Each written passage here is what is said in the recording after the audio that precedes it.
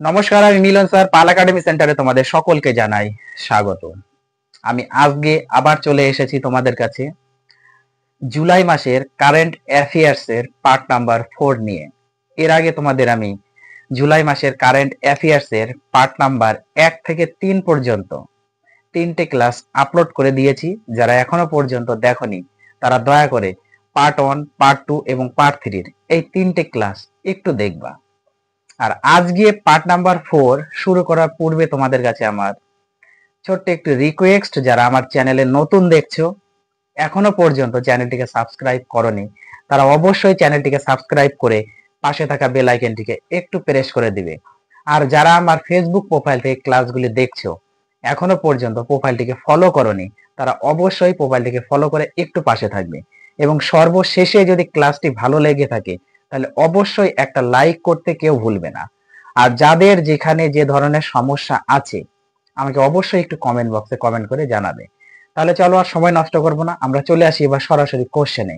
দেখো কোশ্চেনে কি বলেছে। প্রথম কোশ্চেনটি খেয়াল করো, বলেছে যে কোন দেশ সম্প্রতি আন্তর্জাতিক পরমাণু শক্তি সংস্থা এর সাথে সহযোগিতা স্থগিত করার জন্য একটি আইন প্রণয়ন করেছে। কি বলেছে কোশ্চেনটি আরেকবার রিপিট করছি। কোন দেশ সম্প্রতি আন্তর্জাতিক পরমাণু শক্তি সংস্থা এর সাথে সহযোগিতা স্থগিত করার জন্য একটি আইন প্রণয়ন করেছে? অ্যান্সার হয়ে যাবে ইরান। ইরান যে দেশ, সেই ইরান দেশ হচ্ছে আন্তর্জাতিক পরমাণু শক্তি সংস্থার সাথে সহযোগিতা স্থগিত করার জন্য এই আইনটি প্রণয়ন করেছে। ওকে, তারপরে কোশ্চেন খেয়াল করো, দেখো কি বলেছে। বলেছে সম্প্রতি ভারতের প্রথম সমন্বিত বন্যা পূর্বাভাস প্ল্যাটফর্ম সি ফ্লড কে চালু করেছেন?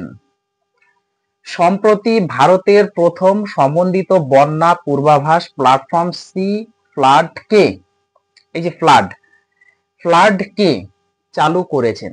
সঠিক অ্যান্সার হয়ে যাবে সি আর পাতিল। সি আর পাতিল চালু করেছেন। ওকে, তারপরের কোশ্চেন দেখো কি বলেছে। বলেছে যে সম্প্রতি প্রধানমন্ত্রী মোদি কোন দেশের সর্বোচ্চ বেসামরিক সম্মান অর্ডার অফ দ্য স্টার পেয়েছেন? খুবই ইম্পর্টেন্ট কোশ্চেনটি, ভেরি ভেরি ইম্পর্টেন্ট।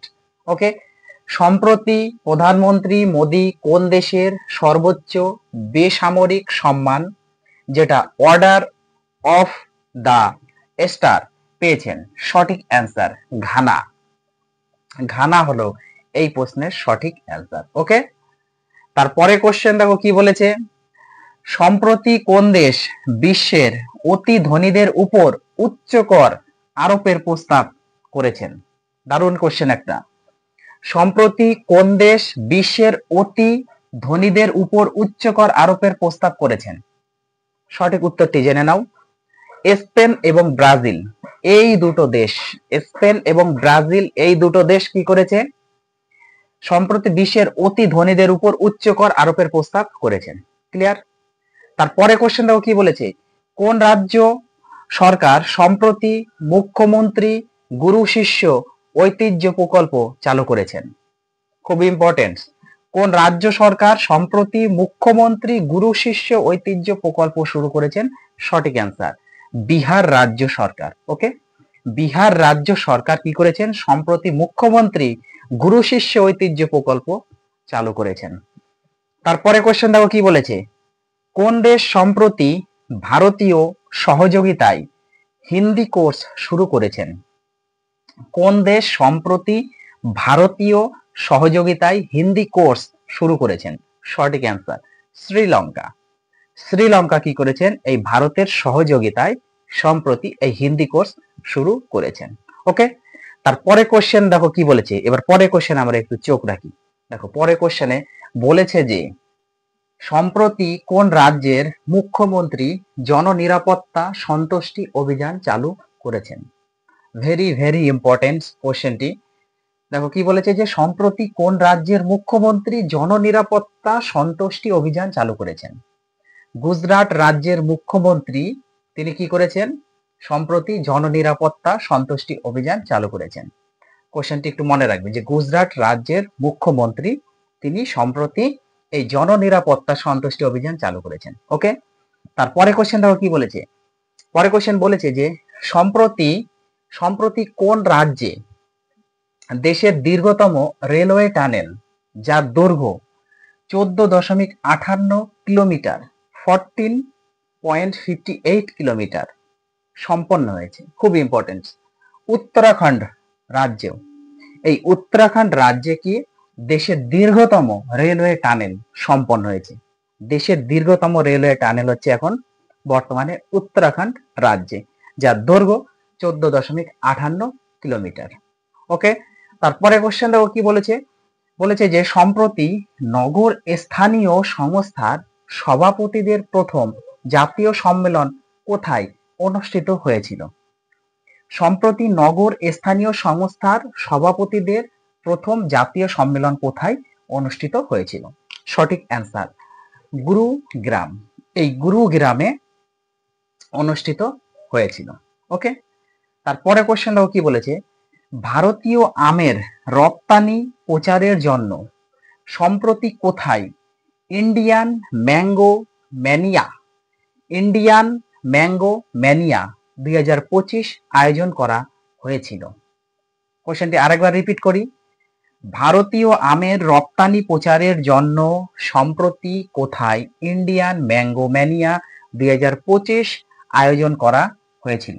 সঠিক অ্যান্সার আবুধাবি। ওকে, আবুধাবিতে এটা আয়োজন করা হয়েছিল। তারপরে কোশ্চেন দেখো কি বলেছে। সম্প্রতি প্রথম অ্যাস্ট্রো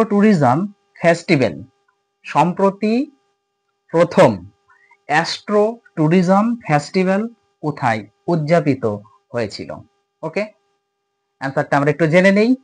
সঠিক অ্যান্সার হচ্ছে লাদাখ। ওকে, লাদাখে হয়েছে সম্প্রতি প্রথম।